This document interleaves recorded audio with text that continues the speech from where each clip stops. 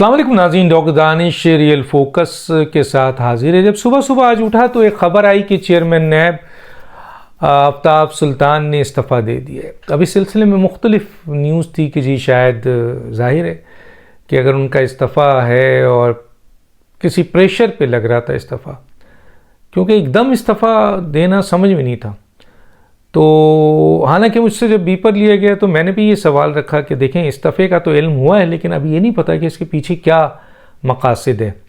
और ये मैंने ज़रूर कहा कि चेयरमैन नैब का इस्तीफ़ा हुकूमत की नाकामी है कि हुकूमत चेयरमैन नैब, क्योंकि ये जावेद इकबाल नहीं थे, तो अगर चेयरमैन नैब ने इस्तीफ़ा दिया है तो इसका मतलब है इस शख्स के अंदर ये सलाहियत मौजूद है कि उसको ओहदे नहीं चाहिए थे, वो मेरिट पे काम करना चाहता था।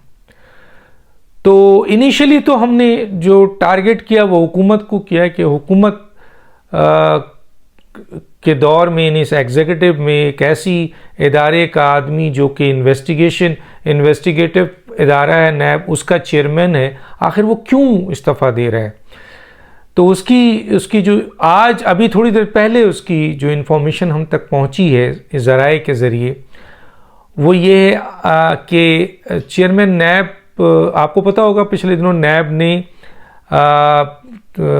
लाहौर हाई कोर्ट के चीफ जस्टिस जनाब भट्टी साहब के दामाद अफजल शाही, जो पीटीआई के आपके बहुत अहम एमपीए भी थे, मिनिस्टर थे और इमरान खान के बहुत करीब हैं, करप्शन के केस में नैब ने उनको मदऊ कर लिया था।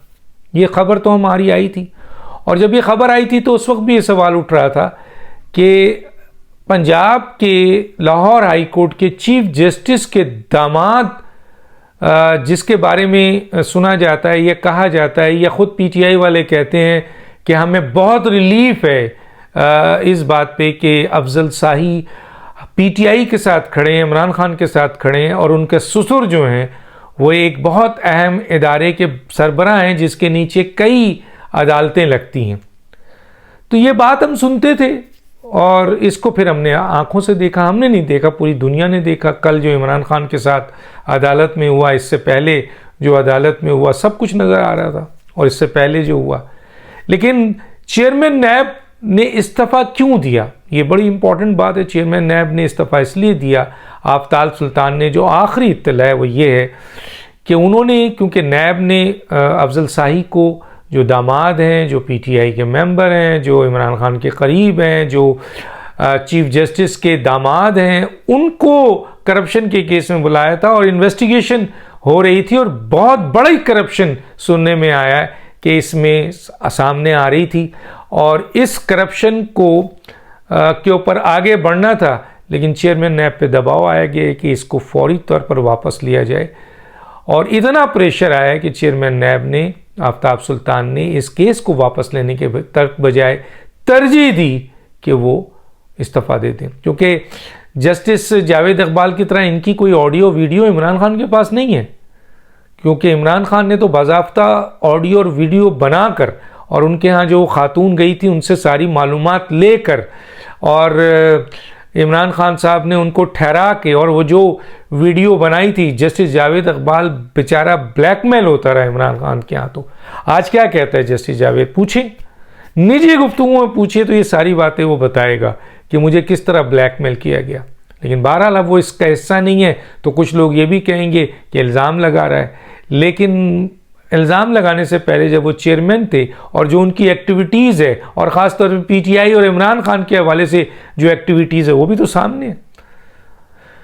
तो अब ये वाला एक केस हुआ है, और इस केस के ऊपर क्या डिमांड की जा रही है कि किसी जज की ऑडियो आई है तो उसको इस्तीफ़ा देना चाहिए। कोई आर्मी, ये सदर मुमलिकत ने हलफ तोड़ा है, आइन शिकनी की है, तो उनको इस्तीफ़ा देना चाहिए। कोई और जज जो है वो जो है वो मिसकंडक्ट में इन्वॉल्व हुआ है तो उसको इस्तीफ़ा देना चाहिए। कोई ब्यूरोक्रेट्स हुआ है तो उसको देना चाहिए। पीटीआई की तरफ से तो बड़ी डिमांड है इलेक्शन कमीशन और दूसरे लोगों के ऊपर, लेकिन ये जो है इसके ऊपर डिमांड नहीं है। और अब जबकि ये आफ्ताब सुल्तान ने इस्तीफ़ा दिया, और उसकी वजह अगर यही है, क्योंकि अगर का लफ्ज़ मैं यही कहूँगा क्योंकि ज़राए ये कह रहे हैं, और हमारा काम ये है कि 2-3 ज़राए से हमने तस्दीक तो की, लेकिन हतमी चीज़ तो उसी वक्त आएगी जब आफ्ताब सुल्तान ओपन बोलेंगे। आया वो बोलते हैं नहीं बोलते हैं देखते हैं, लेकिन अगर ये बात है और ये बात सही है तो फिर तो इनको भी इस्तीफ़ा देना चाहिए ना, क्योंकि ये तो वाज़े हो रहा है कि मेरे दामाद को अगर तुम करप्शन के केस में बुलाओगे और अव्वल तो दामाद की बुनियाद पर उस कोर्ट में जो फैसलों की बात मैं कर रहा हूँ, जो फैसले आए वो इतने अंधाधुन फैसले हैं कि शर्म आती है। तो अब ये वाला भी अगर हो कि दबाव डाला जाए, मुख्तलिफ़ जगहों से दबाव डाला जाए, मुख्तलिफ़ तरीक़ों से दबाव जाए, अगर हमारे अदलिया में बैठे हुए जजेस अब ये काम करेंगे और उनके रिश्तेदार दामाद अब ये काम करेंगे, तो फिर क्या होगा इस मुल्क की। क्योंकि सबसे बड़ी जो अल्लाह के बाद इदारा है जहाँ इंसाफ बेस करता है, जिसके बारे में नबी करीम सल्लल्लाहु अलैहि वसल्लम का बहुत बड़ा जुमला है अपनी बेटी के हवाले से, जिस पे हज़रत अली का बहुत बड़ा जुमला है, जिस पे दुनिया के बहुत अहम तरीन लोगों का, लॉयर का जुमला है, तो उसके ऊपर फिर क्या होगा। अगर इंसाफ की ये इदारे ख़त्म तो मुल्क ख़त्म। दूसरी तरफ सदर पाकिस्तान ने गैर आइनी गैर कानूनी काम कर दिया, अपने हलफ तोड़ दिया। और मैंने जैसे बताया कि सदर पैदा होता है आइन के आर्टिकल 41 में, 41 के बाद 90 में, यानी आर्टिकल 90 में वो फेडरेशन का हिस्सा होता है और ये सेरेमोनियल हिस्सा है। क्यों? क्योंकि ये 18वीं तरमीम के बाद, पार्लिमानी निज़ाम के बाद चीफ एग्जीक्यूटिव वज़ीर आज़म होता है, अथॉरिटी उसी के पास होती है, काबीना के पास होती है, फैसले वही कर सकता है। और 99 में ये बताया आर्टिकल में कि जी सदर का सेरेमोनियल पोजीशन है, एग्जीक्यूटिव ऑर्डर करता है तो सदर को रिप्रेजेंट करता है। सदर सही दुनिया में पाकिस्तान कोई एग्रीमेंट करता है तो सदर का नाम वहाँ होता है, वहाँ सदर नहीं होता। तो गोया सदर का फंक्शन सिर्फ और सिर्फ आर्टिकल 48 में मौजूद है कि वो किस तरीके से एक्ट कर सकता है, वरना तो वो एक कलम से एक ट्रांसफ़र नहीं कर सकता, 1 रुपया किसी को नहीं दे सकता। ये मोहताज है आर्टिकल 48 का। लेकिन उन्होंने नहीं सोचा, उन्होंने इलेक्शन एक्ट 2017 का 57 देख लिया, जहाँ प्रेसिडेंट लिखा है कि president shall announce the elections with the consultation of commission. तो भाई president as a symbol authority executive की है, सदर की नहीं है। समझने की बात है। तो गोया सदर ने कर दिया। और कोई चीज़ आइन का 48 इम्पॉर्टेंट है या इलेक्शन एक्ट 2017 में कंपैरिजन कर लें तो भी, बहरहाल हम आगे आते हैं। और वो ये है कि सदर की इम्पीचमेंट के बारे में हुकूमत कह रही है, और ये इम्पीचमेंट तो बहुत पहले हो जानी चाहिए थी, जब अदम एतमाद की तहरीक हुई थी और 5 जजेस ने ऐलान किया था, बल्कि फ़ैसला दिया था कि इन लोगों ने इलीगल काम किया, जिसमें वज़ीर आज़म उस वक्त के इमरान खान भी थे, डिप्टी स्पीकर भी था, स्पीकर भी था, लॉ मिनिस्टर भी था और सदर भी था। लेकिन हुकूमत ने एक्शन नहीं लिया। इनकी बड़ी चार्जशीट है सदर की, लेकिन हुकूमत एक्शन नहीं ले रही। अब सुना है कि इसके ऊपर हुकूमत ने कहा है कि हम इम्पीचमेंट पे जाएंगे। लेकिन मेरा भी सवाल है और बहुत से लोगों का सवाल है कि इम्पीचमेंट कैसे करेंगे? 2/3 मेजॉरिटी तो आपके पास है नहीं, तो इम्पीचमेंट तो नहीं हो सकती।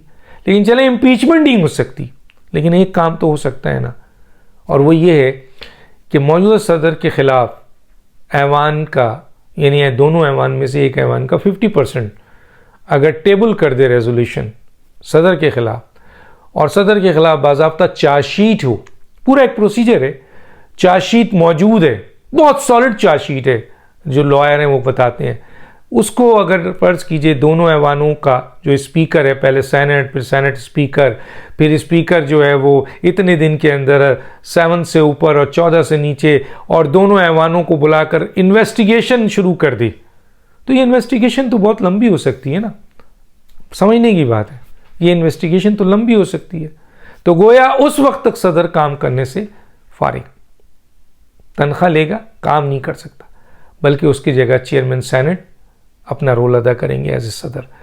तो हुकूमत अगर 2/3 मेजॉरिटी से ये नहीं भी कर सकती, इनको इम्पीच नहीं कर सकती टोटल, हालांकि सारे जवाब मौजूद हैं, सॉलिड ग्राउंड मौजूद है, चार्जशीट बहुत सॉलिड है, लेकिन तादाद इनके पास नहीं है। तो चले तादाद अगर नहीं है तो कम से कम टेबल करके ऐवान सदर में आरिफ अलवी साहब को एक कोने में बैठा दिया जाए कि आप तनख्वाह लेते रहें, बस ये तो कर सकती है ना पार्लियामेंट और हुकूमत, तो ये करे, जिससे कम से कम चेयरमैन सेनेट जो हैं वो सदर बनेंगे और वो फिर काम करेंगे। और उनसे ये उम्मीद नहीं है कि वो किसी पार्टी का आलाकार बन के इस पोस्ट को मिसयूज़ करेगा और गैर आइनी गैर कानूनी काम करेगा।